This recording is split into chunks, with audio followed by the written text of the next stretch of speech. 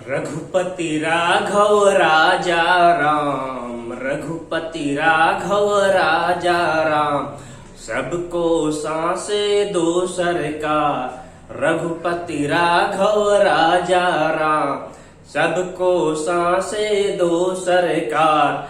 आज की इसी लाइन की शुरुआत के साथ में सभी को सांसें मिलनी चाहिए, सभी की सांसें चलना जरूरी है। मैं जैसा आज आप लोगों के सामने देश की वर्तमान परिस्थिति का चितार देते हुए उसके बारे में आज हम फिर से बात करते हैं और सरकारों को क्या स्टेप उठाने चाहिए आज मैं अपना मंतव्य व्यक्त करता हूं। आज हम देखते हैं कि पहले ही लिखा है मैंने, स्तब्ध है पूरा विश्व, स्तब्ध है पूरा विश्व, विश्व गुरु की तबाही को देखकर। स्तब्ध है पूरा विश्व, विश्व गुरु की तबाही को देखकर। क्या ऐसे ही बनेंगे विश्व गुरु अपनों के ही चिताओं को जलाकर। स्तब्ध है पूरा विश्व, विश्व गुरु की तबाही को देखकर। और क्या ऐसे ही बनेंगे विश्व गुरु अपनों की ही चिताओं को देखकर, अपनों की ही चिताओं को जलाकर। आज इसी बात के साथ में हम शुरुआत करते हैं। आज देश की वर्तमान परिस्थिति के बारे में हम पहले बात करते हैं। मेन आज देश में क्या वर्तमान परिस्थिति है, जैसा कि सुप्रीम कोर्ट ऑफ इंडिया ने भी डायरेक्शन दिया है। आजकल देश में जो महामारी का दौर चल रहा है, इसको मेडिकल इमरजेंसी, अघोषित मेडिकल इमरजेंसी घोषित किया है। जो केंद्र सरकार ने, हमारे देश की सरकार ने इसको घोषित नहीं किया है। ये अघोषित मेडिकल इमरजेंसी का टाइम है। अगर हम दूसरे शब्दों में कहें, देश आज थर्ड वर्ल्ड वार, तीसरे विश्व युद्ध के दौर से गुजर रहा है। पूरा देश जैसे तीसरा विश्व युद्ध लड़ रहा हो, इस तरह से अफरा तफरी का माहौल है। इस तरह से हमारे देश में माहौल है, जहां पे हमारे पूरे देश में पैनिक है, भय का माहौल है, अफरा तफरी मची हुई है। और इसके पीछे क्या है, क्यों है पैनिक? न लोगों को हॉस्पिटल मिल रहा है, न बेड मिल रहा है, न ऑक्सीजन मिल रही है, न दवाई मिल रही है, न डॉक्टर मिल रहे हैं, न एम्बुलेंस मिल रहे हैं। ये सभी की वजह से अफरा तफरी का माहौल है, भय का माहौल है और पैनिक का माहौल है।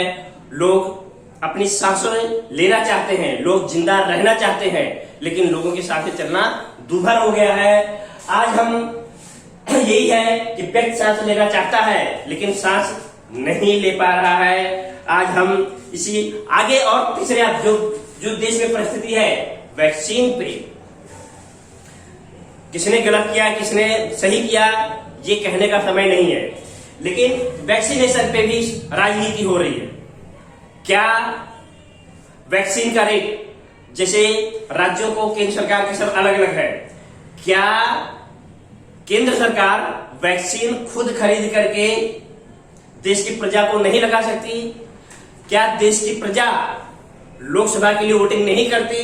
क्या केंद्र सरकार के लिए देश की प्रजा वोटिंग नहीं करती?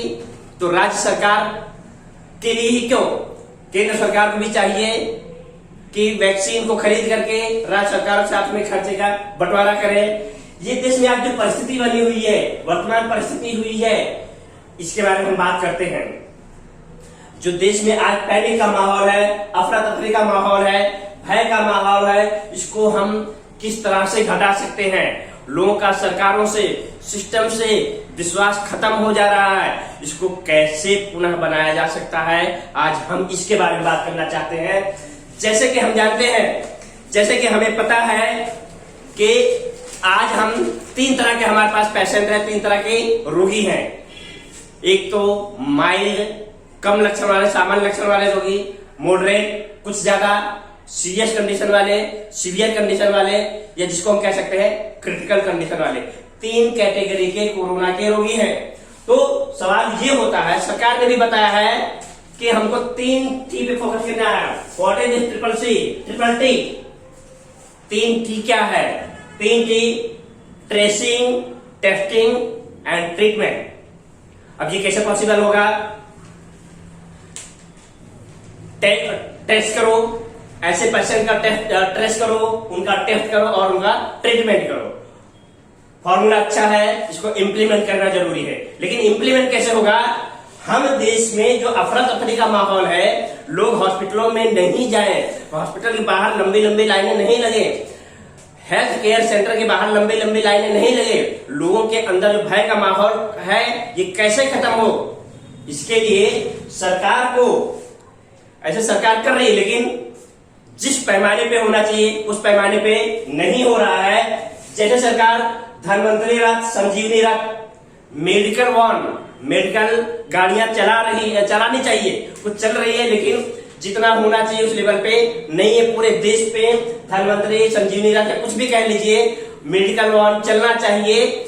और ये मेडिकल वैन हर गली में, हर मोहल्ले में, हर एरिया में जा करके, घर घर जा करके वहां के लोगों को मिल करके, जिसकी तबीयत खराब है, सर्दी खांसी बुखार है, जो कुछ भी है, उनको सामान्य लक्षण वाले दर्दियों को, सामान्य लक्षण वाले रोगियों को उनको वहीं पे ट्रीटमेंट दे देना चाहिए। उनके अंदर जो पैनिक है वहां खत्म हो जाना चाहिए। अगर जरूरत पड़े तो एंटीजन टेस्ट कर दीजिए, वहां पे एंटीजन टेस्ट करके उनको घर पे ही आइसोलेट कर दीजिए।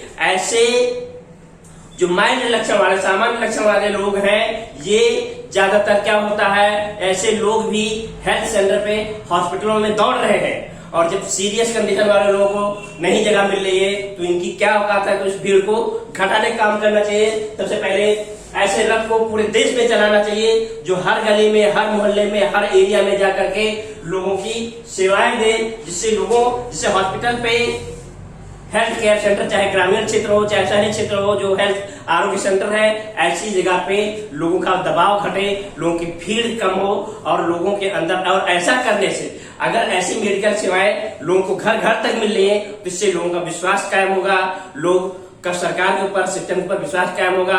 और सामान्य लक्षण वाले जो रोगी है, जो पेशेंट है, वो घर पे ही रह करके आइसोलेट होकर के ठीक हो सकते हैं।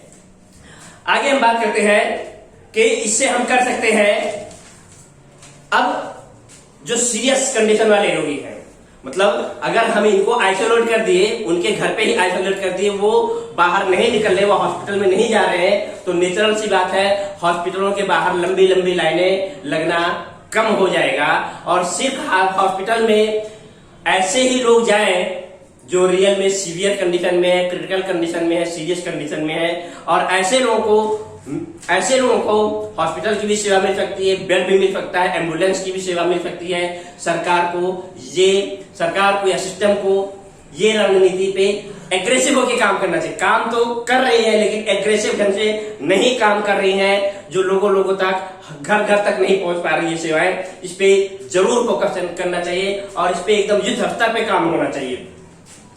आगे हम बात करते हैं कि आज की कोरोना की परिस्थिति को देखते हुए, अभी आज मैंने पढ़ा अमेरिका के प्रेसिडेंट बाइडेन के जो मेडिकल सलाहकार है, मेडिकल एडवाइजर है, उन्होंने हिंदुस्तान की सरकार की आलोचना करते हुए कहा है कि भारत सरकार ने जल्दबाजी में ये घोषित कर दिया कि हमने कोरोना पर विजय प्राप्त कर ली।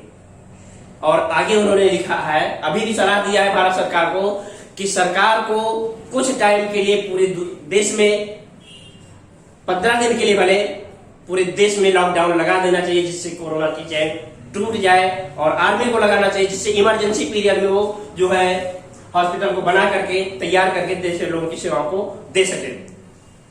आगे इस महामारी के दौर में जब सब तरफ अफरा तफरी का माहौल है, सभी को डर का माहौल है, तो कोई ये जरूरी नहीं होना चाहिए कि आप आरटीपीसीआर टेस्ट कराओ या रैपिड एंटीजन टेस्ट कराओ, कि लोग उसकी रिपोर्ट का इंतजार करें। जनरली देखा गया आरटीपीसीआर टेस्ट का रिपोर्ट आने में 5 से 6 दिन लग जा रहे हैं सरकारी हॉस्पिटलों में। तब तक तो आदमी सीवियर कंडीशन में चला जाता है और राम नाम सत्य भी हो जाता है। तो ऐसी कंडीशन से बचने के लिए क्यों सरकार इस पे नहीं काम करती? कोई कंपलसरी नहीं है कि आरटीपीसीआर टेस्ट करवाना या रैपिड एंटीजन टेस्ट करवाना। अगर उस डॉक्टर को लग रहा है कि सामान्य लक्षण लग रहे हैं, बिना टेस्टिंग के उनको दवाई दीजिए, उनको होम आइसोलेट करिए, होम क्वारंटाइन करिए। लोगों के अंदर जो अफरा तफरी का माहौल है वो खत्म हो, लोगों का सरकार के ऊपर, सिस्टम के ऊपर विश्वास कायम हो, ये सब चीजें होना चाहिए। ये सब परेशानियां हैं। अब आगे हम बात करते हैं, मेडिकल स्टाफ की कमी है, मेडिकल स्टाफ में मेडिकल सेवा देने वालों की कमी है। ऑक्सीजन की कमी है, हॉस्पिटल की कमी है, बेड की कमी है, दवाई की कमी है, वैक्सीन की कमी, हर चीज की कमी है। क्या किया जा सकता है? सरकार को दूसरी चीज हम जानते हैं, सरकार को टेलीमेडिसिन स्टार्ट करना चाहिए। टेलीमेडिसिन में जो सरकार चाहे तो रिटायर्ड डॉक्टरों की सेवा ले सकती है, एक्सपर्ट डॉक्टर को बैठा सकती है। जो रिटायर हो चुके हैं उनको लोग फोन करके अपने बारे में जानकर, अपनी तबीयत के बारे में कुछ कह सकते हैं, अपनी कंडीशन के बारे में कह सकते हैं, और डॉक्टर उनको सजेस्ट कर सकते हैं, सलाह दे सकते हैं, दवाई प्रिस्क्रिप्शन भी कर सकते हैं, लिख भी सकते हैं उनकी कंडीशन को देखते हुए, और जरूरत पड़े तो उनके घर पे ये सेवा पहुंचनी भी चाहिए। तो सरकार टेलीमेडिसिन की सेवा को स्टार्ट करना चाहिए। लोग फोन पे ही बात करके करते 104 और 105 जैसी सेवाएं चालू है, लेकिन ये सेवाएं सिर्फ इफेक्टिव नहीं है, इनको स्ट्रांग करने की जरूरत है इस स्तर पे। और यहाँ पे इसलिए मैं कह रहा हूँ टेलीमेडिसिन शब्द यूज कर रहा हूँ। टेलीमेडिसिन जैसे सेवाएं चालू करना चाहिए, जिसमें रिटायर्ड डॉक्टर्स की मदद ले सकते हैं। दूसरी बात, जो स्टाफ की, मेडिकल स्टाफ की कमी है, पैरामेडिकल स्टाफ की कमी है, इसके लिए सरकार के पास सब कुछ साधन है, सब कुछ चाहे सरकार क्या नहीं कर सकती। सरकार चाहे तो मेडिकल इमरजेंसी के तहत नोटिफिकेशन जारी करके सरकार जो प्राइवेट प्रैक्टिशनर है, जो प्राइवेट प्रैक्टिस करने वाले डॉक्टर्स हैं, जो मेडिकल यूनिवर्सिटी में पढ़ने वाले स्टूडेंट्स हैं, प्रैक्टिस करने वाले जो डॉक्टर्स हैं, या नर्सिंग कॉलेज के से विद्यार्थियों को, उनके स्टूडेंट्स को नोटिफिकेशन के जरिए मेडिकल सेवा में लगा सकते हैं। और इस तरह से medical staff, non medical staff की कमी को भी पूरा किया जा सकता है। सरकारें क्यों नहीं कर रही हैं, ये सब चीजें थोड़ी समझ के बाहर है। सरकारें कर तो रही हैं, लेकिन जिस युद्ध स्तर पे काम होना चाहिए उस युद्ध स्तर पे नहीं हो रहा है। जो मेडिकल इमरजेंसी जैसी सिचुएशन लगी हुई है उस पे काम नहीं हो रहा है। दूसरी बात मैं करना चाहूंगा, जिसे वैक्सीन में आजकल बेरोजगारी बहुत ज्यादा है नौजवानों में, लॉकडाउन में, तो सरकार अगर चाहे तो फार्मास्यूटिकल कंपनियों में इतनी जगह है, इतनी दवाइयां बनानी है, इतने वैक्सीन तैयार करने हैं, वहां पे मेडिकल और नॉन मेडिकल स्टाफ की बहुत जरूरत है। सरकार चाहे तो फार्मास्यूटिकल कंपनियों में या ऐसे महामारी के तौर पे नौजवानों को, यंगस्टर को भर्ती कर सकती है और उनकी सेवाएं ले सकती है, मेडिकल स्टाफ के लिए, नॉन मेडिकल स्टाफ के लिए, जो सभी जगह काम। इस तरह से एक सरकार चाहे तो, मुझे याद आता है मोदी सरकार का बड़ा अच्छा स्टेटमेंट आता है मोदी जी का, कि उन्होंने कहा है आफत को अवसर में बदलना सीखो। मैं मोदी जी से ये अपील करना चाहूंगा कि मोदी जी, आप इस आफत को अवसर में बदलिए। और कैसे अवसर में बदलिए? जो आप विपदा आई है, जो देश में बेरोजगारी की समस्या है, मैं सलाह तो नहीं दे सकता, लेकिन मैं रिक्वेस्ट जरूर कर सकता हूं, विनती जरूर कर सकता हूं कि आज आप इस परिस्थिति में, जो नौजवान बेकार पड़े हुए हैं, उनके पास कोई काम काज नहीं है, आपको देश में इतनी मेडिकल इमरजेंसी लगी है, नॉन मेडिकल स्टाफ की जरूरत है, एटलीस्ट उनको नॉन मेडिकल स्टाफ में जोड़िए, उनको दीजिए, उनको सैलरी दीजिए, उनको काम दीजिए, वो भी कम से कम कुछ काम करें और देश की जीडीपी में भी कुछ बढ़ाने का काम करें। मेरी आपसे ये गुजारिश है। आपकी जो स्पीच है, आफत को अवसर में बदलना आप जानते हैं, तो आपसे गुजारिश है, आप प्लीज आफत को अवसर में बदलने का काम करें। दूसरी बात यह है वैक्सीनेशन का कामकाज 1 मई से बहुत जोर शोर से चालू हुआ है, लेकिन डर लगता है कहीं ऐसा तो नहीं ये वैक्सीनेशन का प्रोग्राम, जहां पे लंबी लंबी कतारें लोग वैक्सीन लगाने के लिए खड़े हैं, लगा के बैठे हैं, कहीं ये सुपर स्प्रेडर तो नहीं बन जाए कोरोना वायरस के, कहीं यही तो नहीं कोरोना वायरस को फैलाने लगे। तो इसलिए जब रजिस्ट्रेशन का आप टाइम दे रहे हैं, जब लोग सॉफ्टवेयर में कम से कम ये ऑप्शन होना चाहिए कि जब वो रजिस्ट्रेशन करवा रहे हैं तो उसमें समय होना चाहिए, आपके हॉस्पिटल का नाम होना चाहिए, या मेडिकल या आरोग्य सेंटर का नाम होना चाहिए, और सभी को अपॉइंटमेंट दीजिए, सभी को समय दीजिए कि आपको इस समय आना है, आपको इस समय आना है, जिससे आरोग्य सेंटर पे भीड़ नहीं लगे और इस महामारी से बच सके, वैक्सीनेशन की प्रक्रिया को तेजी से कर सके। पूरी देश की जनता सरकार के साथ में है, लेकिन सरकार को भी चाहिए युद्ध स्तर पे इसमें लोग युद्ध स्तर पे काम करे और लोगों को मदद करे। जो लोग परेशान हैं, सांस लेना चाहते हैं, लेकिन सांस नहीं मिल पा रही, सरकार लोगों को सांसें दे। मैं फिर यही कहूंगा, रघुपति राघव राजा राम, सबको सांसें दो सरकार। जय हिंद।